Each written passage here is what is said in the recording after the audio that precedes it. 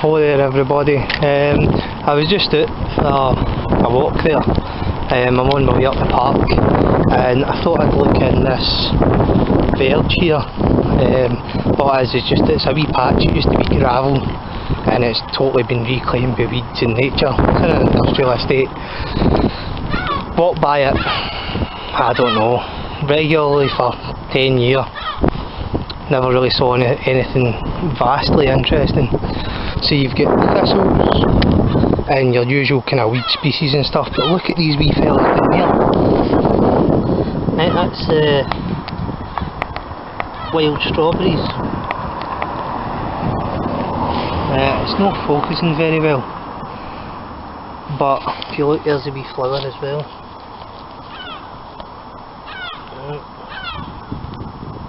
And this place is littered with them. I mean, this whole stretch, you don't really notice it. You see these wee ones at the front, right? But I mean, if you look in at the back here, there's a bit more shade. These are bad boys. Look here. Right, oh, it's just dropped off, so that means he's nice and ready. And I'm going to try eating one of these. Normally they're delicious. Tiny bit sharp still, but I mean, there you go, and they're everywhere. I mean, they seem to grow better near the wall, seem to be where all the big ones are, and you could easily work your way along the back of this wall and have jam, you know, have half a pun of berries, no problem. Now here it's been sprayed with pesticides for years and years, you know, and then all of a sudden, okay, they've stopped, but there's a plastics producing factory there, you know, it's a raw plug, screw fittings and fixings.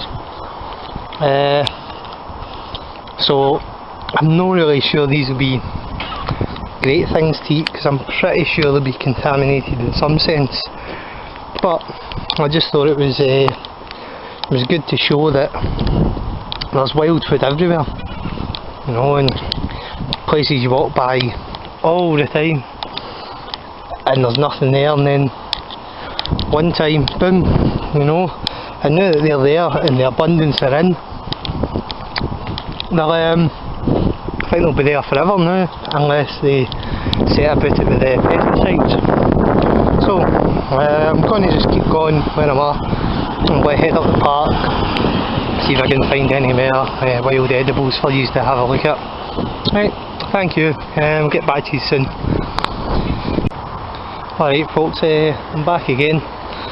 I'll just let you have a look at the park. This is my local park here.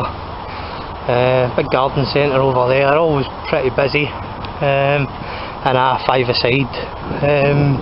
Pitches, pretty popular, pretty busy as well. Loads of trees here,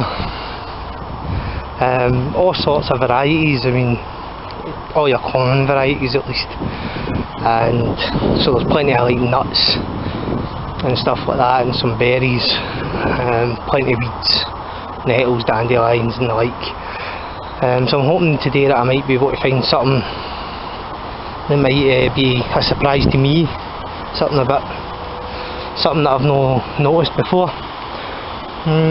The wildlife up here is great. I mean, don't know, you might not see it, but there's a wood pigeon just cutting about there, and there's loads of them up this park.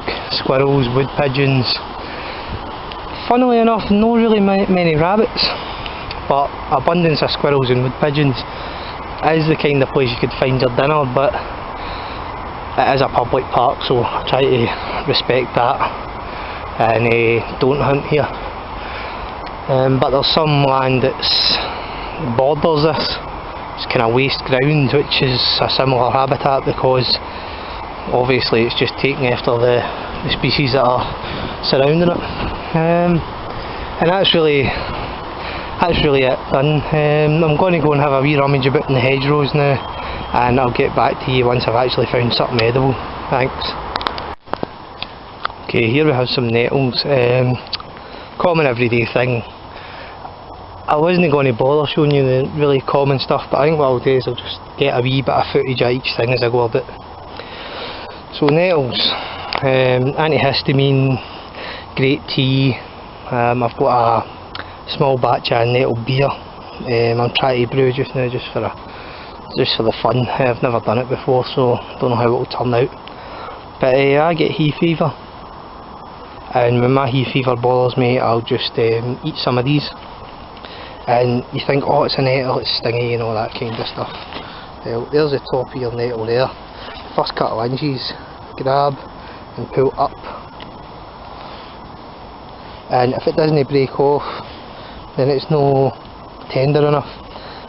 Didn't sting myself, and then you can just eat these as is, or you can even grab leaves off and just eat them. You don't get stung, you know, your tongue's pretty resilient, and they taste alright. And okay, onward to our next find. Here I think is a pretty good example of one thing that's wrong with this park. Great facilities, great variety of trees and plants and stuff, but here you go. They've cable tied the gate shut. I can easily bust that open, but I'm not going to. I'll be respectful like that. And they've padlocked the other one. Yeah, you can see there. So what's the point in having a wee enclosed garden? Letting things grow there actually looks pretty nice, and then they've closed it off and made it inaccessible. So ridiculous, and it's just a wee wild garden. It's no anything very fragile or special. You've got a walled garden up here that's quite ornamental, and this is a Sunday afternoon. I mean, it's normally a busy time, but it's really wet and rainy today. So the garden's closed,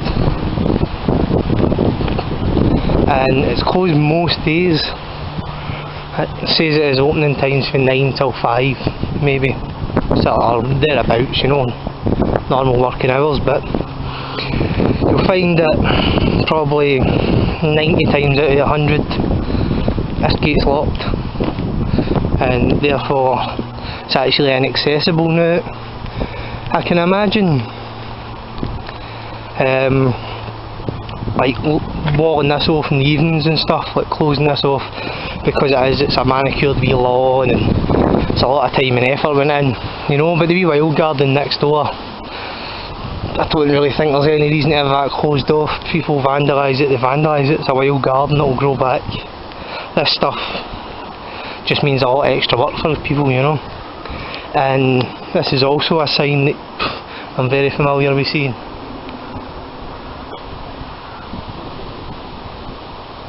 Dozens of times of my lifetime, and you can go in and there's no change. I mean, this place is virtually unchanged over a space of years and years. So, and it's closed for months and months at a time for supposed reconstruction. I think it's a pointless thing to have if it's not going to be open the majority of the time. So that's my wee rant finished. I'll get back to looking for foods for you. Here's just something that I would like to show you. It's one of my favourite things in the park. It's this tree. Right. And it's a big elm. I mean, the size of the thing. Oh, easy 30 metres. But underneath here, you know, it's grown like this. And you often see people getting their pictures took, see up in the crook here, you know, and kids love it and all that, and you know, I've always been familiar with it, and if I'm at the park and it's really miserable, like, I might sometimes come and sit here. Now there's a wee, don't know what they're called, gazebo type number, a couple of feet away, but it's more fun sitting in the tree. I've had a look about here, and there's the usual kind of stuff, you know, ash and birch and oak, some elm, sycamores and stuff like that. I've seen some beech trees and I've been trying to find some good beech mast, e.g. the nuts. But where I'm finding it, they've been on the ground too long, they're rotting, the squirrels have been away with them, you know, so I'm just going to keep looking about and hopefully I'll find you an actual patch of good little beech mast. Okay, I'm not sure how great my camera is, or how great it will be to see this, but we've got some elder here, these white things, and they're your elder flower wine, or you know, they turn into berries eventually. It's got a funny kind of bark, you know, it's kind of pimpled and I don't know, kind of papery. And if you look here where it's broken, I didn't break this, this has been broken itself. It's got very loose fibres and a kind of white pithy centre. You've probably all seen this kicking about. The leaves here, when they come off the main stem, you know, they normally come off in groups of 5. Normally it's not a hard and fast rule, but if you look, there's 5, there's 5, just at random. They're smaller, but yep, there is 5 of them, you know. And you can make loads of great edibles out of this. You can eat the flowers, you can put them in wine, you can flavour stuff with them, and the berries come out soon, and when they become berries they're pretty abundant. These are found in hedgerows, waste ground, you know, a variety of places. Probably never out in the open though. I normally notice them like this, squeezed in amongst other things. So that's elder for you. We'll move on and see what else we've got. So here's another wild edible I've found. It's the pig nut.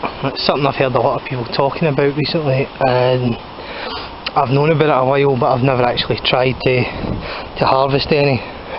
So I'm going to show you what it looks like. I'll come over here, it's maybe a wee bit better to see. Here you go, it's the head of the flower. Looks a wee bit like elderflower. When this is bigger it looks a lot like hogweed. Don't mistake the two. This is related to some quite toxic plants.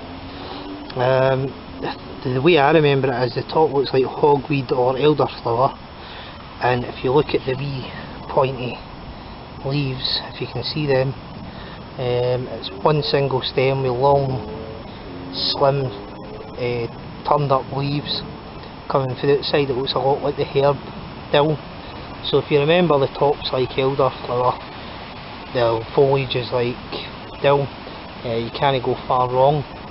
Now, these are really fragile, and to harvest them you need to trace the stem all the way down to where it touches the ground. Right. Now these are really fragile, and a tiny wee pull and they come out. So what you need to do really is have a stick or a tool and rough up all this earth around about these roots. No, right, not too close, or you might just push the nut down into the ground and never find it again. But rough up the soil around about it, rake it back, follow this stem to where it becomes root, and follow that little thin root to the tuberous nut. Now I don't have tools, so I won't be doing that just now. I'm hoping that I find one in ground that's a wee bit softer and easier to work with. And if I do, I'll dig that up and I'll let you have a look.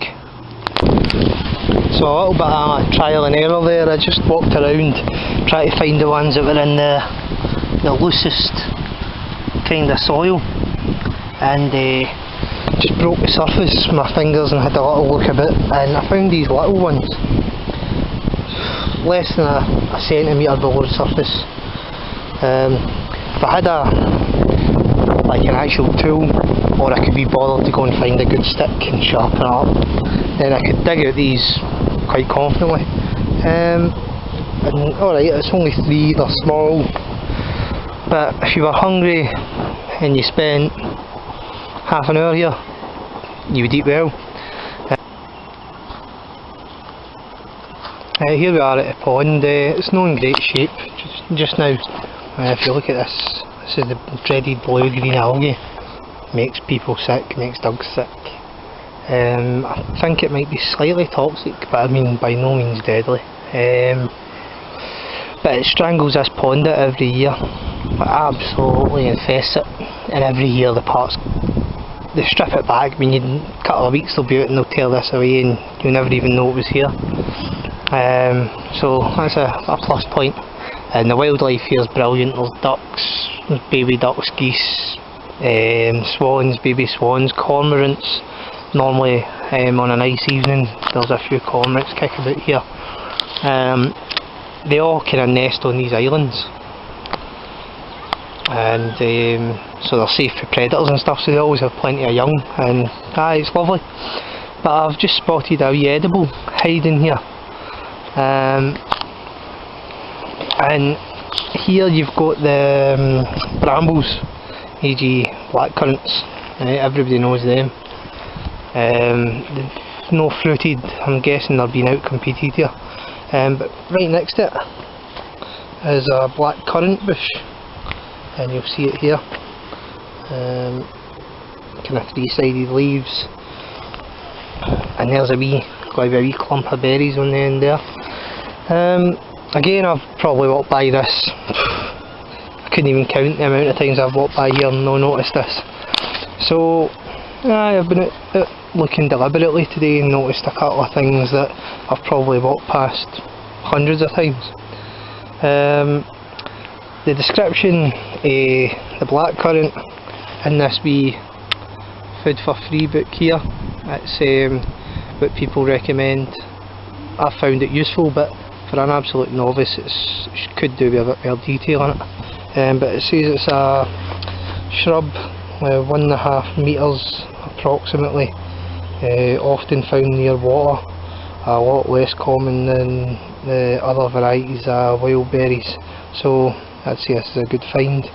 I was planning on going for a coffee at the coffee shop, but for some reason that seems to be closed today as well.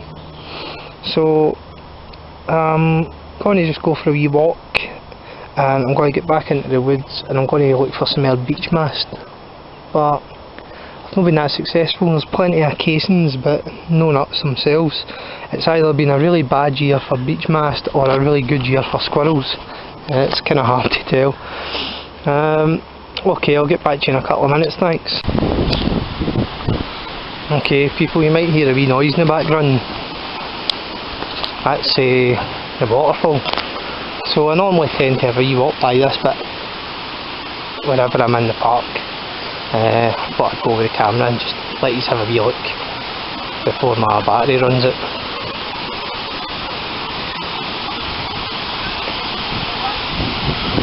Popular with the kids and families as usual.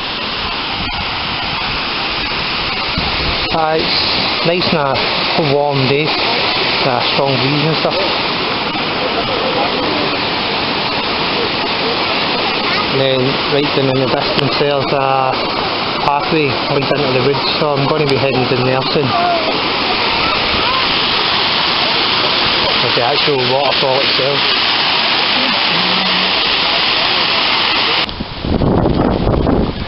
And next to the waterfall we've got another nice wee spot that I quite like. It opens up into like a big field, but as you can see there's a bunch of rocks up here, and on a nice day when you want a wee bit of time to yourself, you can sit there and chill out and look out and kind of forget you're in the park really.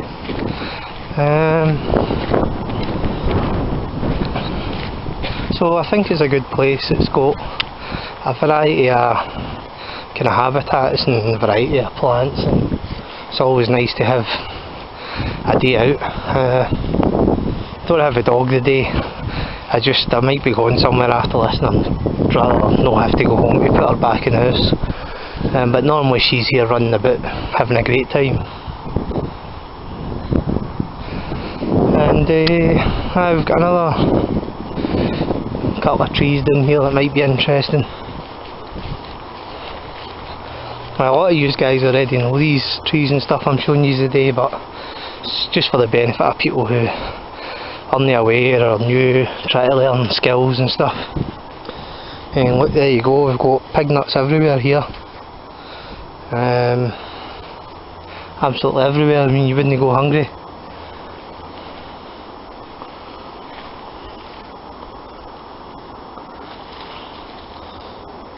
And here's the hawthorn. This should be berries, but it isn't currently at the minute. But that's fine. Once they turn to berries, they can be used for jams. It is a foodstuff. It's got wee kind of oak leaf like foliage, and these are spines, as you can see. So spikes on the end, pretty aggressive wee beasties. And that's how you identify it. You know, these spikes are called haws.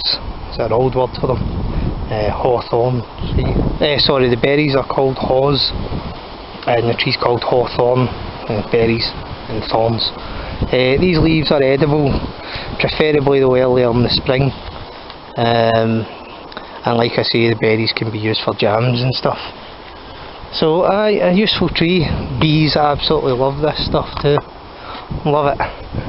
So if you get bees and you've got some of this going about, you're doing well. And my favourite tree, I would say, silver birch. There's loads of videos on this on YouTube about the uses of it. There's too many to mention, and I think pretty much anything you need to make out of wood in the outdoors in a survival situation, anything like that, as long as you've got good sharp tools, you can't go wrong for using birch. It can be tapped in early springtime for its sap, which is sugary, delicious, can be made into wine, can be just used as a nice summer drink, with elderflowers and black currants and stuff added, delicious. And that's really it for the trees just now. That's me heading home, just cutting through one of the paths in the woods just now. And I've decided to call it a day. It's a pretty grey day. I think I've covered a couple of wild edibles, had a good walk. I'm going to go and see if I can find somewhere to get a cup of coffee, and then I'm going to head up the road. The thing I've noticed today is that the berries and stuff that's meant to be ripe just now doesn't seem to be. I mean, a lot of the plants and trees and stuff, they've not even got their fruit developed yet, which kind of begs the question why. Guessing it's just we had a really long winter. It was really cold, it was wet, you know, first real dry days. We got one until May, really. And I think what it's done is it's left everything coming out just that wee bit later this year. And I've noticed that in my garden as well, is that some of the things I've planted that stated they should be well on their way to being developed by now, and they're just not. You know, it's only over the last 2 or 3 days that I've really had much growth in the garden, and I think that's a bit late. But like I say, I'm guessing it's because we had such a late spring and such a crappy wet winter. That's me back at the waterfall. Some people might be interested to know that this wee pond on the top here, if you go and you rummage around about it, it's clearly been a little ornamental pond, maybe even a fish pond, way back in the day, you know, when this was a country estate. So it's been well managed for a lot of years. It's got a lot of variety and a lot of history, so it's a good fun place.